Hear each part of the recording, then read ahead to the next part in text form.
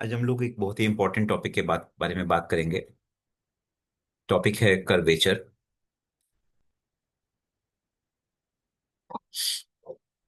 अगर आप इन दो कर्व्स को ध्यान से देखें तो जो ये कर्व नंबर 1 है, आप देख सकते हैं कि इसमें कर्वेचर ज्यादा है, घुमाव ज्यादा है।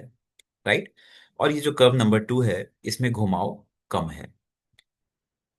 यहां से हम एक टर्म लेते हैं curvature. Curvature for the curve 1 is greater than curvature for the curve 2। Curvature को जिस सिंबल से डिनोट किया जाता है वो सिंबल होता है कप्पा। और यहां पर देखा जा सकता है कि kappa 1 is greater than kappa kappa 1 is greater than kappa 2। Straight line, जो स्ट्रेट लाइन होती है, जो स्ट्रेट लाइन कर्व होता है, उसकी जो कर्वेचर होती है उसमें कोई घुमाव नहीं होता, वो कर्वेचर जीरो होती है। The curvature for straight line is zero. फिर एक टर्म आता है radius of curvature. Radius of curvature को सिंबल रो से डिनोट किया जाता है। और रेडियस ऑफ कर्वेचर और कर्वेचर में एक रिलेशन होता है कि radius of curvature rho is proportional, inversely proportional to curvature. मतलब रो इज प्रोपोर्शनल टू 1/कपा। तो स्ट्रेट लाइन के लिए रो होगी इनफाइनाइट, क्योंकि इसकी जो कर्वेचर होती है वो जीरो होती है। अगर आप एक सर्कल ले लें, राइट, अगर आप एक सर्कल ले लें तो आप देख सकते हैं सर्कल के हर एक पॉइंट पर घुमाव एक जैसा रहता है। और जो सर्कल होता है, अगर उसकी रेडियस, अगर सर्कल की रेडियस स्मॉल ए मान लें, तो जो उसकी रेडियस ऑफ कर्वेचर होती है वो भी स्मॉल ए होती है। और कर्वेचर वो होती है 1/ए एट एवरी पॉइंट, क्योंकि हर एक पॉइंट पर घुमाव एक जैसा होता है सर्कल के लिए, एट एवरी पॉइंट। ठीक है। लेकिन बाकी सभी कर्व्स के लिए कोई जरूरी नहीं है कि हर एक पॉइंट पर कर्वेचर या रेडियस ऑफ कर्वेचर एक जैसी हो। जैसे कि आप इसको देखिए, अब आप देख सकते हैं कि इन पॉइंट्स पर, ये जो पॉइंट्स हैं जिनको मैं रेड कलर से हाईलाइट कर दे रहा हूं, ये जो हिस्सा है यहां पर कर्वेचर ज्यादा है क्योंकि यहाँ घुमाव ज्यादा है। और उसके बाद जो इसका स्ट्रेट लाइन वाला पोर्शन है, जिसको कि मैं ब्लू कलर से कर दे रहा हूँ, ये पोर्शन जो आप देख सकते हैं, ये पोर्शन लगभग स्ट्रेट लाइन के जैसा है। तो यहाँ पर जो कर्वेचर है वो लगभग जीरो के बराबर होगी। ठीक है। तो कर्वेचर डिपेंड करती है कि आप किस पॉइंट पर कर्वेचर या किस पॉइंट पर रेडियस ऑफ कर्वेचर निकाल रहे हैं, वो उस पॉइंट पे डिपेंड करता है। अब कर्वेचर की या यूं कहें रेडियस ऑफ कर्वेचर की एक फॉर्मल डेफिनेशन हम लोग लेंगे। रेडियस ऑफ कर्वेचर की एक फॉर्मल डेफिनेशन हम लोग लेंगे। क्या होती है रेडियस ऑफ कर्वेचर की डेफिनेशन, समझते हैं। सपोज कीजिए कि आपने एक कर्व लिया और उस कर्व के ऊपर आपने एक फिक्स्ड एक फिक्स्ड पॉइंट लिया, कैपिटल पी। राइट। इस पॉइंट पी पर टेंजेंट बना लीजिए। और फिर टेंजेंट बनाने के बाद में इसी पॉइंट पर हमने एक नॉर्मल बना ली। टेंजेंट और नॉर्मल दोनों हमने पी पॉइंट पे बना ली।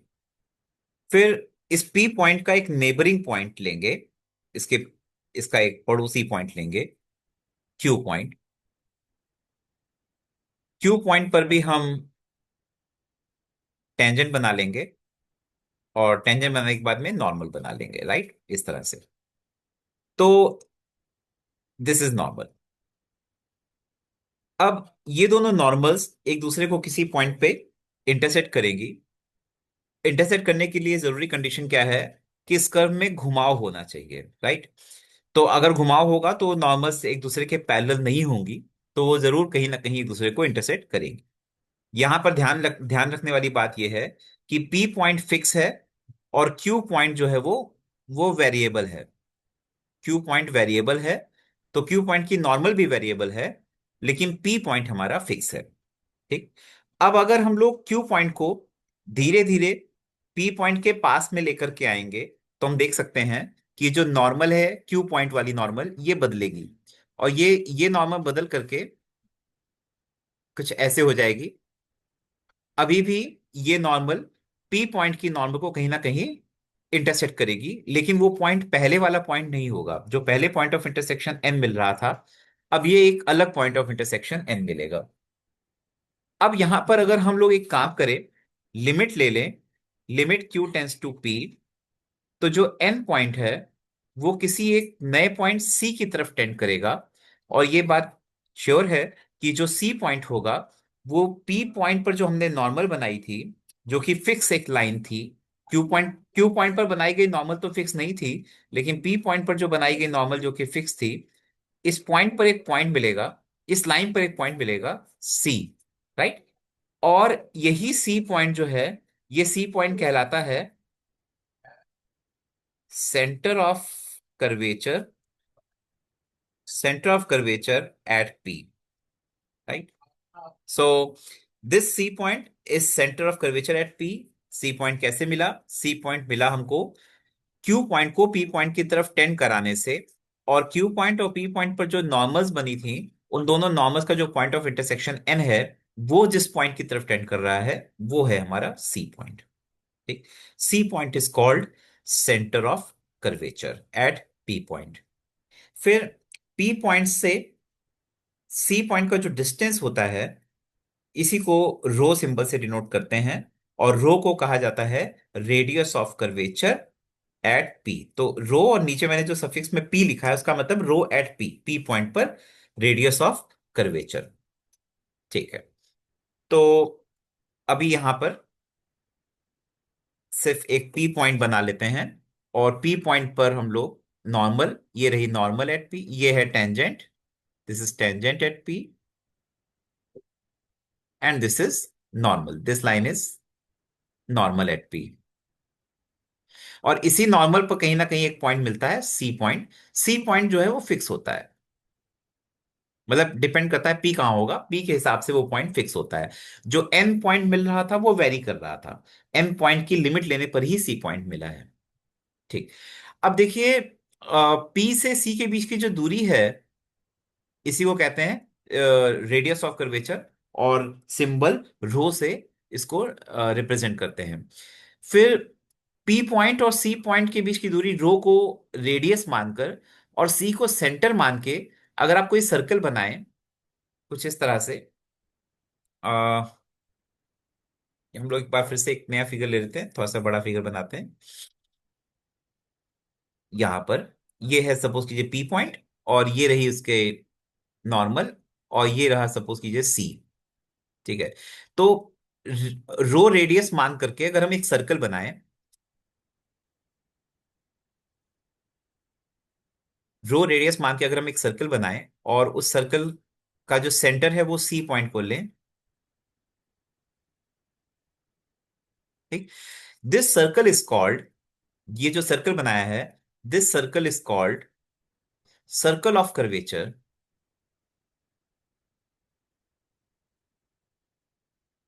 Circle of curvature at P point. This circle is called circle of curvature at P point. ठीक है।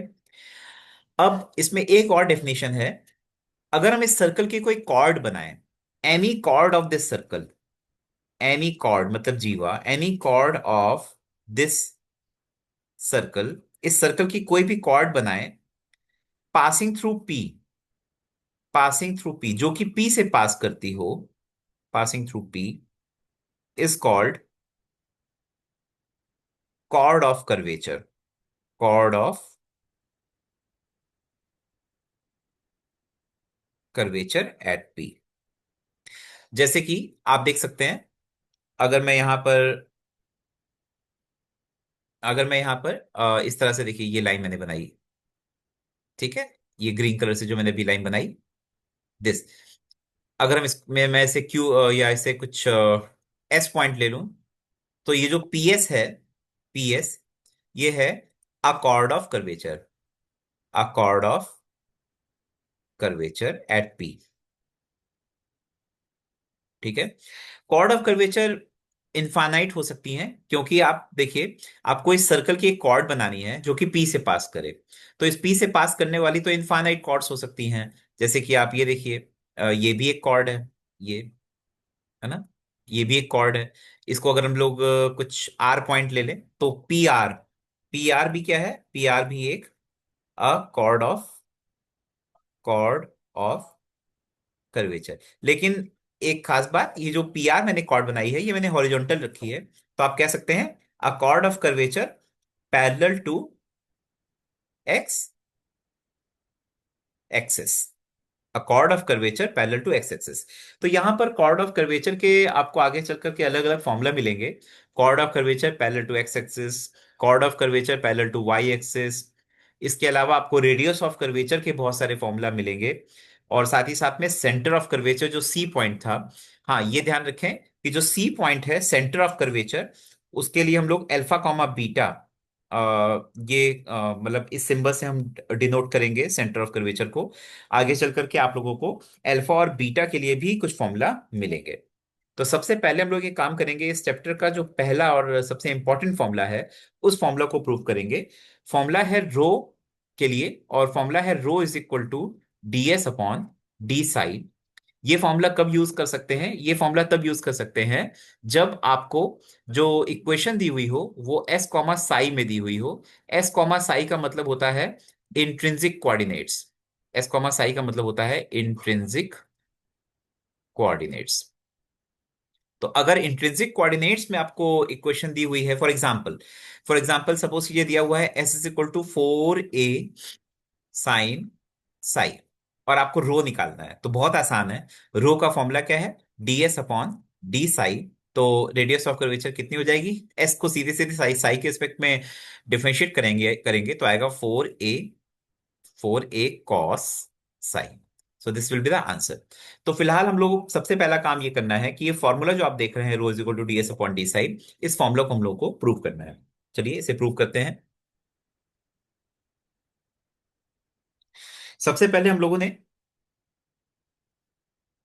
एक कर्व लिया, इस कर्व के ऊपर हम लोगों ने एक पॉइंट लिया पी पॉइंट, ठीक है। इसी कर्व के ऊपर हम, इसी कर्व के ऊपर एक पॉइंट और ले ले रहे हैं, ए पॉइंट, राइट, ए पॉइंट ले लिया। मैंने आपको क्लास में जब टेंजेंट एंड नॉर्मल चैप्टर के लिए में कुछ बातें बताई थी, वहां पर मैंने आपको polar coordinate system, pedal coordinate system, intrinsic coordinate system बताया था। तो मैंने आपको वहां पे ये बताया था कि जब इंट्रिंसिक कोऑर्डिनेट्स होते हैं जो कि एस कॉमा साई होते हैं इंट्रिंसिक कोऑर्डिनेट्स, तो इसमें एस और साई का क्या मतलब है। बेसिकली एक कर्व होगा, इस कर्व के ऊपर हम ऐसे पॉइंट को पॉइंट ऑफ रेफरेंस लेते हैं, अगर उस कर्व पे हो जिस पॉइंट पर जो टेंजेंट है वो हॉरिजॉन्टल हो, ठीक है। तो अगर आप इस ए पॉइंट की बात करें तो इस ए पॉइंट पर जो टेंजेंट है वो हॉरिजॉन्टल है, यहां पर आप साई कह सकते हैं। साई का मतलब होता है टेंजेंट और एक्स एक्सिस के बीच का एंगल, ये जीरो है, ठीक है। और उसी पॉइंट को हम लोग पॉइंट ऑफ रेफरेंस लेते हैं, तो इसी ए पॉइंट पर हम लोग एस को जीरो ले लेते हैं, मतलब दिस इज 0,0। आप इसको ओरिजिन कह सकते हैं इस इंट्रिंसिक कोऑर्डिनेट सिस्टम के लिए with respect to this curve, ठीक है। अगर हम पी पॉइंट पर कोऑर्डिनेट कहते हैं एस कॉमा साई, तो इसका मतलब क्या होगा, इसका मतलब होगा arc AP, arc AP, arc AP S होगी। और पी पॉइंट पर जब आप टेंजेंट बनाओगे, पी पॉइंट पर जब आप टेंजेंट बनाएंगे तो उस टेंजेंट का एक्स एक्सिस से जो एंगल होगा वो साई होगा, ठीक है। ये हो गया। सो साई और एस क्या है मैंने आपको बताया।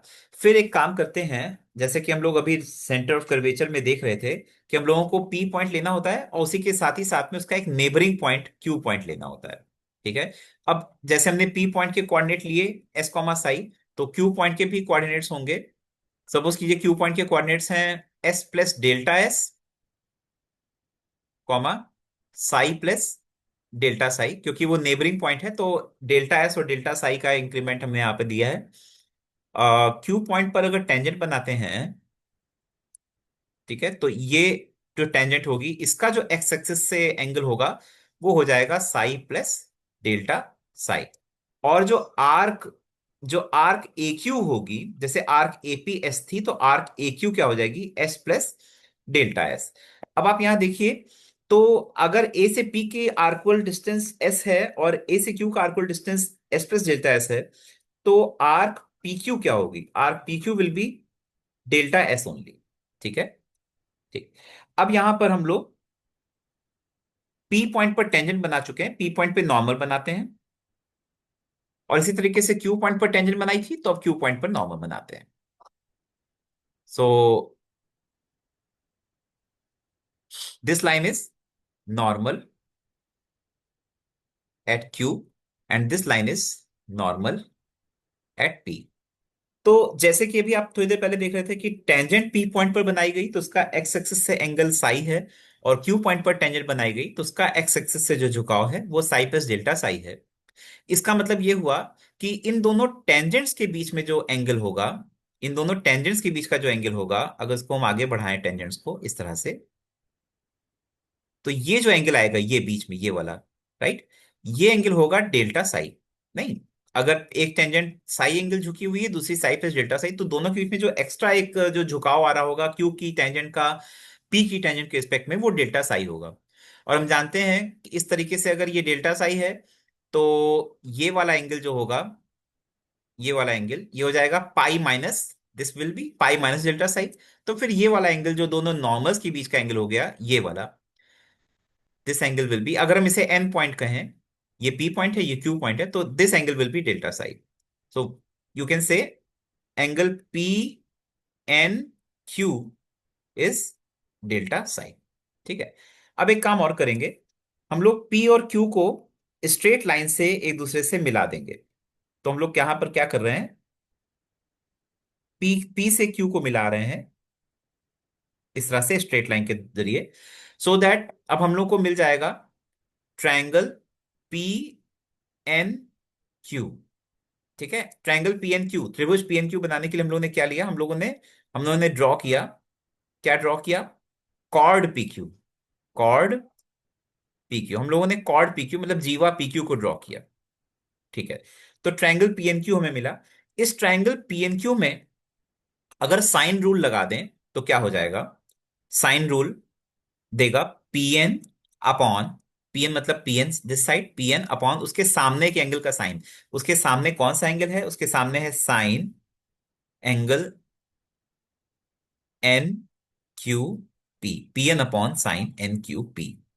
This will be equal to P Q upon P Q, P Q का मतलब कॉर्ड पी क्यू है यहां पर, chord P Q upon sine delta sine. ठीक है। यहां से हम लोग क्या कह सकते हैं कि P N is equal to P Q, P Q का मतलब कॉर्ड पी क्यू है, मैं लिख दे रहा हूं chord P Q upon sine delta psi, और अपॉन में था साइन एन क्यू पी, उसको उधर ले जाएंगे, so sine angle N Q P, ये हो गया। ठीक है। अब यहां पर मैं क्या कर रहा हूं, कॉर्ड पी क्यू को आर्क पी क्यू से डिवाइड कर रहा हूं, और फिर आरपीक्यू से मल्टीप्लाई भी कर रहा हूं। आरपीक्यू का मतलब क्या है, आरपीक्यू का मतलब था डेल्टा एस, ये देखिए आरपीक्यू का मतलब डेल्टा एस था, तो यहाँ डेल्टा एस मतलब वही सेम है, आरपीक्यू यही है, डेल्टा एस ही है, तो जिससे मल्टीप्लाई किया उसी से डिवाइड किया, अपॉन नीचे क्या है साइन डेल्टा साई।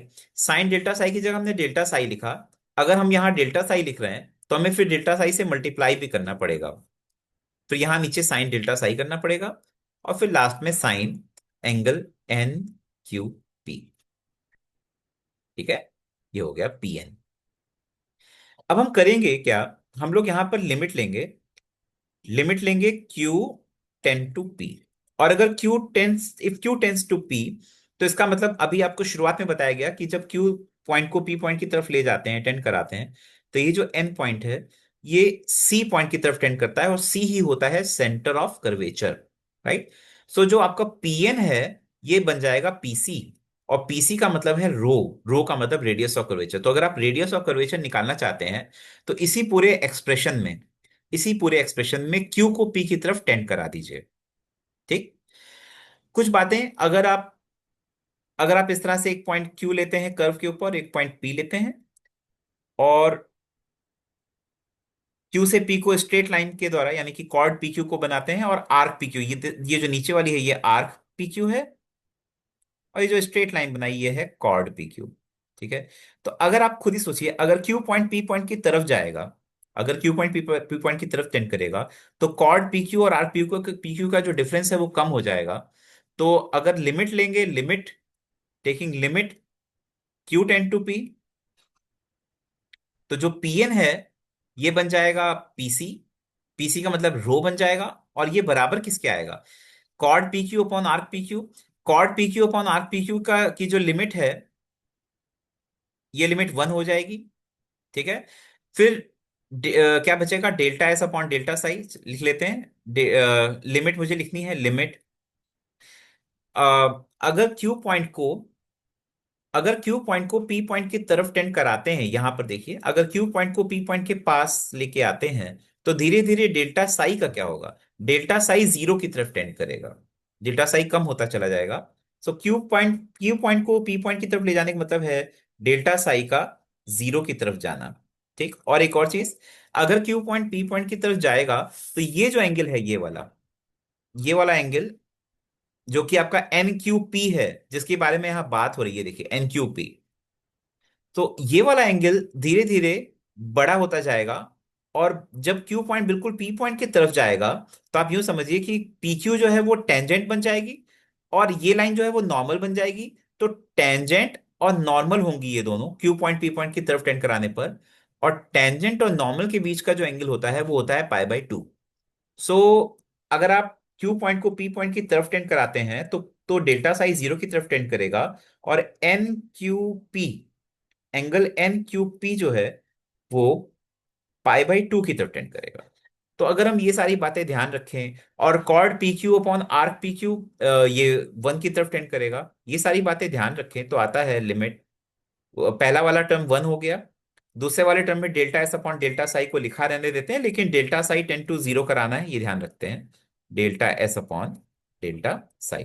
फिर देखिए, अगर डेल्टा साई जीरो की तरफ टेंड कर रहा है, जैसा कि है डेल्टा साई जीरो की तरफ टेंड कर रहा है, तो delta psi upon sine delta Sai की लिमिट क्या हो जाएगी, ये लिमिट भी वन हो जाएगी, क्योंकि हम जानते हैं limit theta tend to zero, limit theta tend to zero sine theta upon theta one होता है। और NQP angle pi by two की तरफ टेंड कर रहा है, तो लास्ट में आ जाएगा sine pi by to. Sine pi by to भी वन हो गया। तो इसलिए बचा क्या, सब मिला करके आया रो इज इक्वल टू, यही लिमिट बची, limit delta psi tend to zero, delta S upon delta psi. ये जो लिमिट बची, यही होती है, ये तो होता है डेरिवेटिव, तो यही होता है डीएस अपॉन डी साई। इस तरह से हमने एक फॉर्मूला प्रूव किया, rho is equal to D S upon D psi. ये फॉर्मूला बहुत ही इंपॉर्टेंट फॉर्मूला है, इस चैप्टर का पहला फॉर्मूला है, जो कि इसकी मदद से ही ऑलमोस्ट सारे फॉर्मूला प्रूव किए जाते हैं। ये फॉर्मूला यूज कब करते हैं, जब इंट्रिंसिक कोऑर्डिनेट सिस्टम की बात की जाती है। Thank you.